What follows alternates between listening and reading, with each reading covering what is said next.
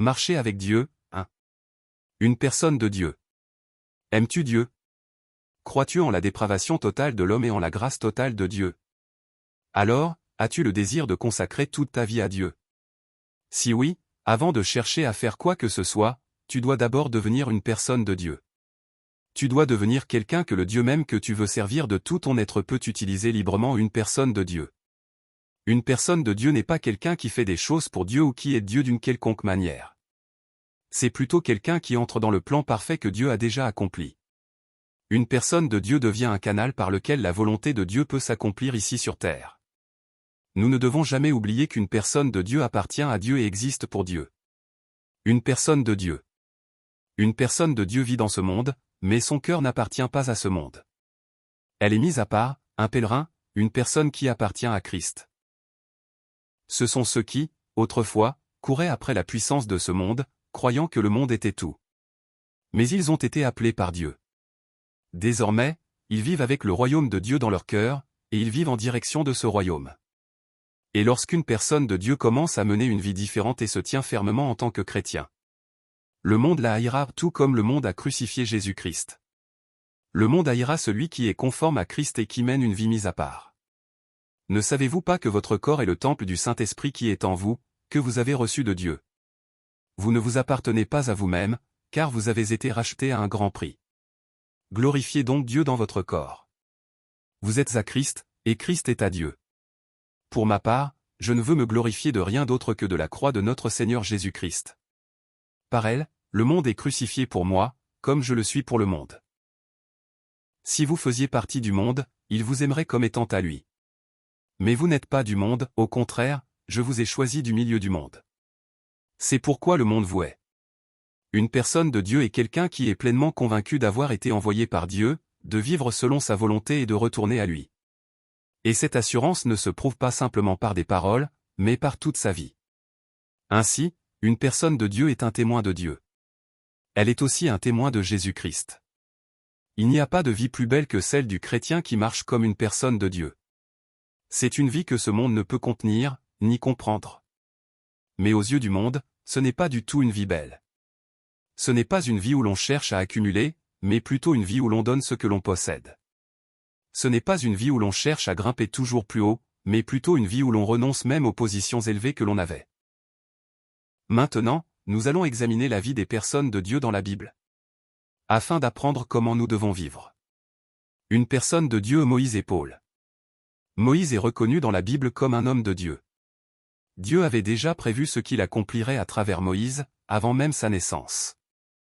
Depuis sa naissance jusqu'à sa mort, Dieu l'a conduit à chaque étape.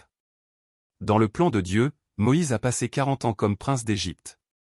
Il a reçu toute l'instruction de la sagesse des Égyptiens et est devenu un homme puissant. Mais ce n'était pas la fin. Nous croyons souvent qu'une fois sauvés par Jésus-Christ, nous pouvons vivre comme Moïse et que nous devrions vivre comme Moïse. Mais la Bible ne dit pas cela. Dieu a permis que Moïse soit élevé comme prince d'Égypte et devienne un chef capable afin de le préparer à conduire le peuple d'Israël hors d'Égypte, environ 600 000 hommes de pied. Probablement environ 2 millions de personnes au total. Encore plus important, Dieu a conduit Moïse à écrire les 5 premiers livres de l'Ancien Testament, le Pentateuque, afin de poser les fondations de la foi à venir. Il y avait aussi la tâche de construire le tabernacle exactement selon les instructions de Dieu. Ainsi, les 40 premières années de la vie de Moïse ont été utilisées puissamment par la suite pour le royaume de Dieu et pour son peuple. Nous voyons quelque chose de semblable dans la vie de l'apôtre Paul. Paul était un pharisien, un hébreu né d'Hébreux, quant à la justice selon la loi irréprochable. Il avait été formé aux pieds de Gamaliel, le grand maître de l'époque, et il était plein de zèle pour Dieu. Dieu a conduit tout cela. Il a utilisé chaque élément du parcours de Paul. Par l'étendue de son savoir, Dieu l'a conduit à écrire 14 des 27 livres du Nouveau Testament. Tout comme les écrits de Moïse, les lettres de Paul ont eu un rôle fondamental dans l'établissement de la foi chrétienne. Paul a consacré tous ses dons et tout son savoir au service de Dieu parce qu'il était un homme de Dieu. Moïse aussi, après l'âge de 40 ans, a quitté l'Égypte et a passé les 40 années suivantes dans le désert comme berger. La vie de Moïse n'a jamais été pour lui-même. Parce qu'il appartenait à Dieu et vivait pour Dieu, sa vie devait être utilisée dans le plan de Dieu pour le royaume de Dieu. Dieu a conduit Moïse à refuser d'être appelé fils de la fille de Pharaon lorsqu'il grandit. Il a préféré être maltraité avec le peuple de Dieu plutôt que de jouir pour un temps des plaisirs du péché. Parce que Moïse était un homme de Dieu, il estima l'opprobre de Christ comme une richesse plus grande que les trésors de l'Égypte. Il regardait vers le royaume de Dieu. Ainsi, Moïse a passé encore 40 années dans le désert, préparé à porter la vision que Dieu avait pour l'Exode. À devenir celui qui conduirait le peuple de Dieu. Ni Pharaon, ni les Israélites, ni même Moïse lui-même ne pouvaient savoir ce qui allait arriver. Mais Dieu conduisait tout par son zèle. Et il appela Moïse.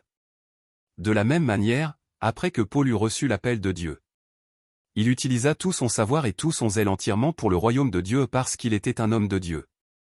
Pour Dieu, il considéra toutes les choses dont il se glorifiait autrefois être de la tribu de Saül, premier roi d'Israël, être pharisien, être irréprochable selon la loi, il les considéra comme des ordures.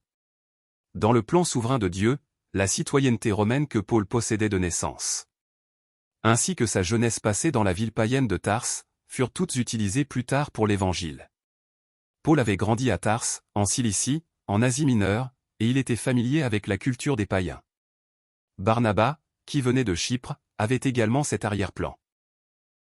Ainsi, ensemble, ils étaient équipés non seulement de la langue grecque, mais aussi de la culture hellénistique.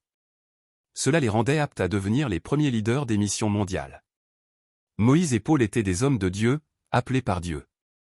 Parce qu'ils étaient des personnes de Dieu, ils ont vécu pour Dieu et sont retournés dans son royaume. Car une personne de Dieu n'appartient pas à ce monde. Une personne de Dieu, Samuel. Samuel est reconnu dans la Bible comme un homme de Dieu. Après que le peuple de Dieu soit sorti d'Égypte et ait passé 40 ans dans le désert avec Moïse, ils sont entrés dans le pays de Canaan sous la direction de Josué, qui a succédé à Moïse. Mais Israël a continué à vivre dans un cycle de rébellion. Chaque fois que Dieu leur donnait la paix, ils péchaient. Quand ils péchaient, ils étaient disciplinés. Quand ils étaient disciplinés, ils criaient à Dieu. Dieu entendait leurs cris et suscitait des juges pour les délivrer. Ensuite, il leur redonnait la paix et ils péchaient à nouveau. Ce cycle de rébellion se répétait. À la fin de cette période des juges, un homme nommé Samuel naquit en réponse à la prière de Anne. Et par lui, Israël connut un renouveau spirituel. Samuel était un homme de Dieu. Parce qu'il était un homme de Dieu, il ne vivait pas pour goûter au plaisir du pouvoir de ce monde. Il consacra plutôt toute sa vie au royaume de Dieu et à son peuple. Dès son enfance, Samuel fut amené au temple juste après avoir été sevré et il y grandit sans sa mère ni sa famille. Il grandit en voyant la corruption du sacerdoce d'Ophni et de Phiné, qui devinrent des exemples à ne pas suivre. Après la mort d'Élie le prêtre, ainsi que celle d'Ophni et de Phiné, tous décédés le même jour, Samuel devint juge en Israël, dirigeant le peuple de Dieu. Même si Israël connut une grande victoire contre les Philistins à Mitzpa grâce à la prière de Samuel, sa vie ne fut jamais une vie de gloire ou de splendeur. Quand Samuel devint vieux, le peuple d'Israël rejeta Dieu comme leur roi et réclama un roi humain. Alors Samuel oint Saül comme roi, le roi choisi par le peuple. Mais lorsque Saül désobéit à Dieu, Samuel fut profondément attristé. Plus tard, Samuel honnit David, celui choisi par Dieu comme roi. Mais avant que David ne devienne effectivement roi, Samuel mourut. Samuel, l'homme de Dieu, se consacra entièrement au royaume de Dieu et à son peuple. Et retourna dans le royaume de Dieu sans jamais chercher ni goûter aux richesses et aux honneurs de ce monde. Une personne de Dieu, David. David est aussi reconnu dans la Bible comme un homme de Dieu. Le peuple d'Israël demanda un roi humain à Samuel, l'homme de Dieu, rejetant Dieu comme leur roi. Et Dieu le permit. Mais Dieu s'assura aussi qu'il paie le prix de leur demande.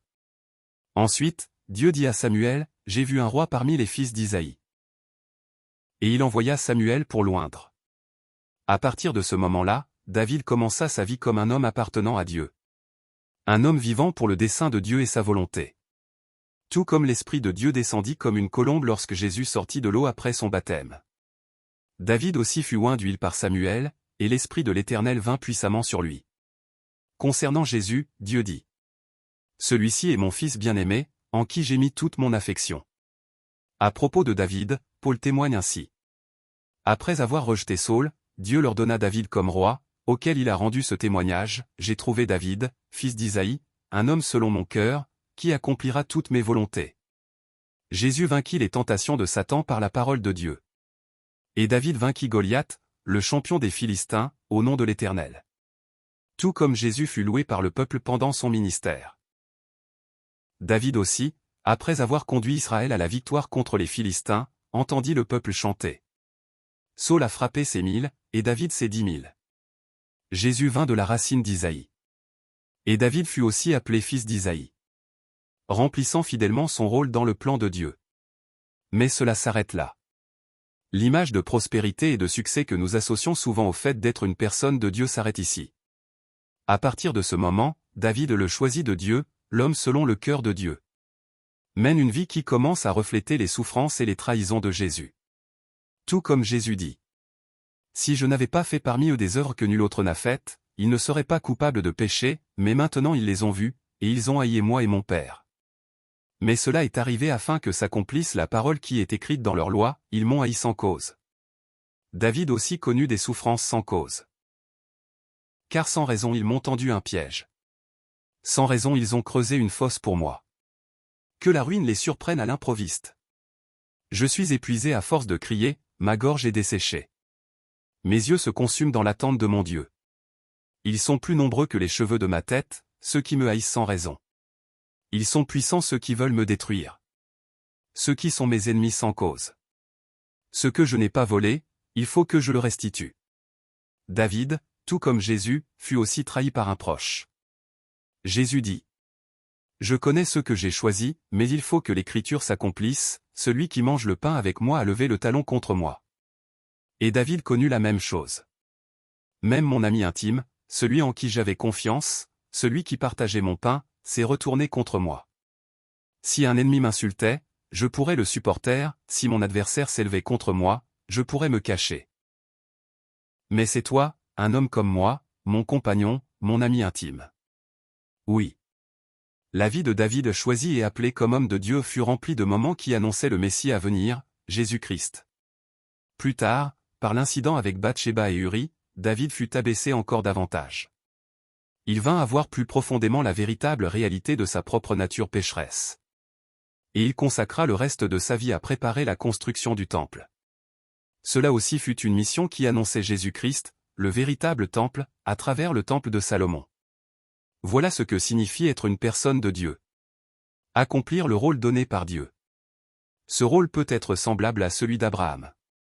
Quitter la terre fertile et prospère de Mésopotamie pour aller à Canaan. Une terre marquée par la famine. Et après 25 longues années, offrir son fils bien-aimé Isaac en holocauste. Et entendre Dieu dire. Maintenant je sais que tu crains Dieu, puisque tu ne m'as pas refusé ton fils, ton unique fils. Ou il peut être semblable à celui de Joseph. Perdre sa mère dès son jeune âge, grandir non pas avec elle mais parmi 3 autres femmes. Et 10 demi-frères. Puis être vendu comme esclave en Égypte, souffrir comme serviteur et comme prisonnier. Mais finalement, il fit cette confession. Dieu m'a envoyé devant vous pour vous assurer une descendance sur la terre et pour vous faire vivre par une grande délivrance. Ce n'est donc pas vous qui m'avez envoyé ici, mais Dieu. Ou il peut être semblable à celui de Rahab. Entendre parler des victoires du peuple de Dieu qui s'élevait du désert. Et déclarer. Nous l'avons appris, et notre cœur a fondu de peur, et tous les habitants du pays ont perdu courage à cause de vous. Car l'Éternel, votre Dieu, est Dieu en haut dans les cieux et en bas sur la terre.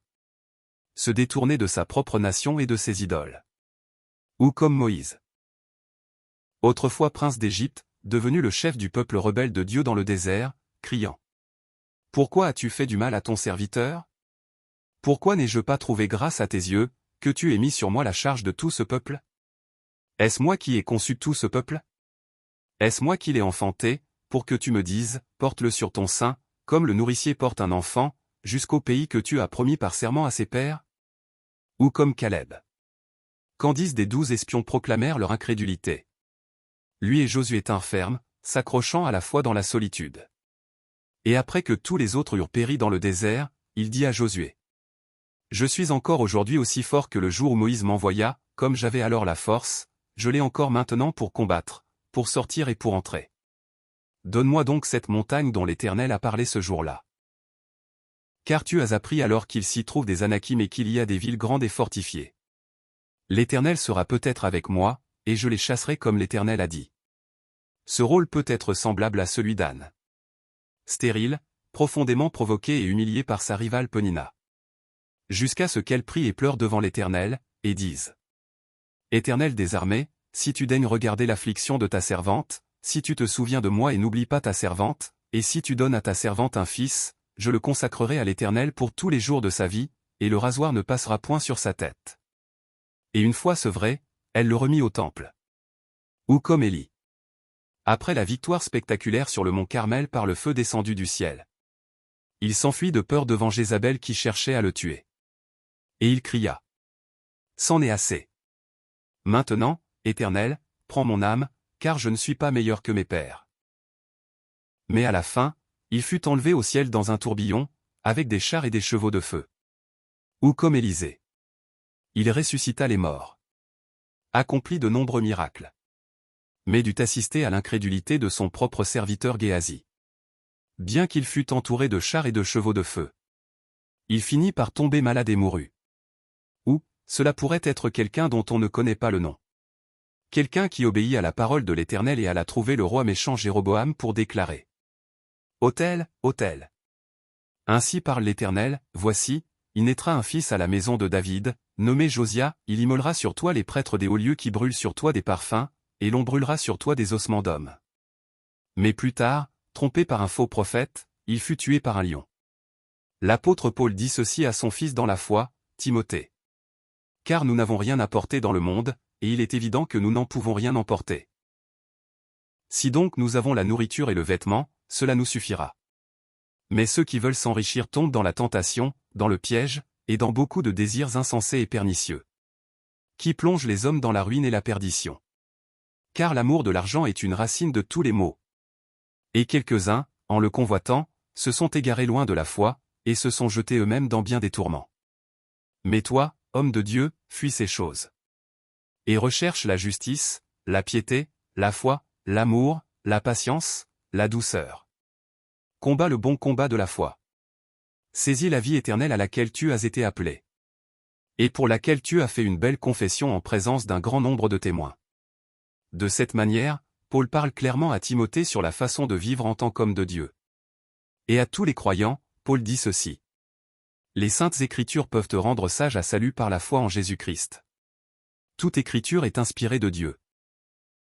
Et utile pour enseigner, pour convaincre, pour corriger, pour instruire dans la justice. Afin que l'homme de Dieu soit accompli et propre à toute bonne œuvre. Paul montre clairement que les chrétiens doivent s'attacher à la parole de Dieu comme à leur propre vie parce qu'ils sont des personnes de Dieu. Une personne de Dieu est une personne de la parole. Une personne de Dieu est quelqu'un qui marche dans la voie que Dieu désire.